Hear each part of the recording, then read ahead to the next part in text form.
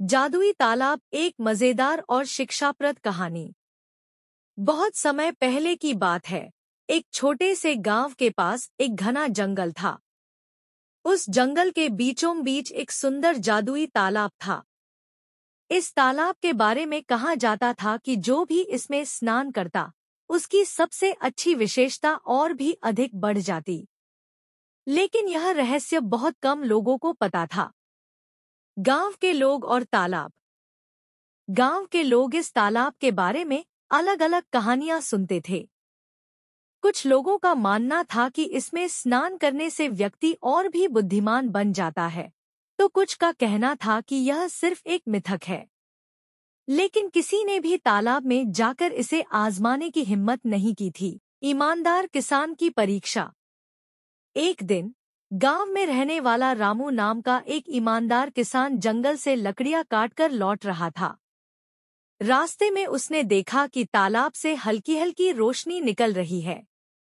वह थोड़ा चौंक गया, लेकिन फिर उसके मन में उत्सुकता जागी। तालाब के किनारे पहुंचकर उसने पानी में अपना प्रतिबिंब देखा। तभी एक गूंजती हुई आवाज आई, हे पथिक, यदि तुम सच्चे मन और अच्छे हृदय के व्यक्ति हो, तो इस तालाब में स्नान करो। तुम्हारी सबसे अच्छी विशेषता कई गुना बढ़ जाएगी। रामू बहुत ही ईमानदार और मेहनती व्यक्ति था।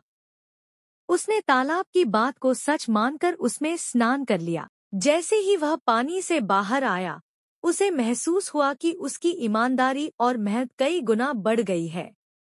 अब वह पहले से भी ज्यादा मेहनती और सच्चा बन गया था। लालची व्यापारी का लालच।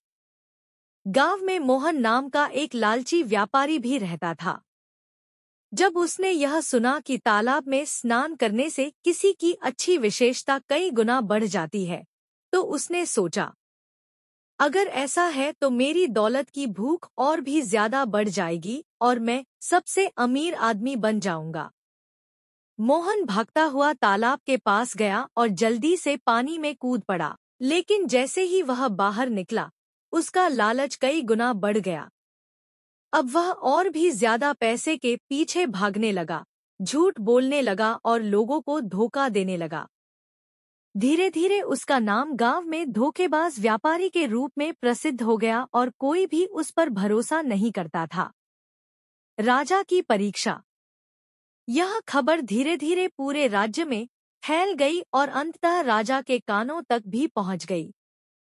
राजा बहुत ही न्यायप्रिय और दयालु था। वह देखना चाहता था कि क्या यह तालाब सच में जादुई है या सिर्फ अफवाह। राजा ने अपने सैनिकों के साथ जंगल का दौरा किया और तालाब में स्नान करने का निश्चय किया। जैसे ही उसने पानी में कदम रखा, उसकी न्यायप्रियता और दयालुता कई गुना बढ़ गई। अब वह पहले से भी ज्यादा अच्छा शासक बन गया। राजा ने गांव वालों को बुलाकर कहा, यह तालाब सिर्फ एक परीक्षा लेता है। जो व्यक्ति जैसा होता है, वह गुण कई गुना बढ़ जाता है।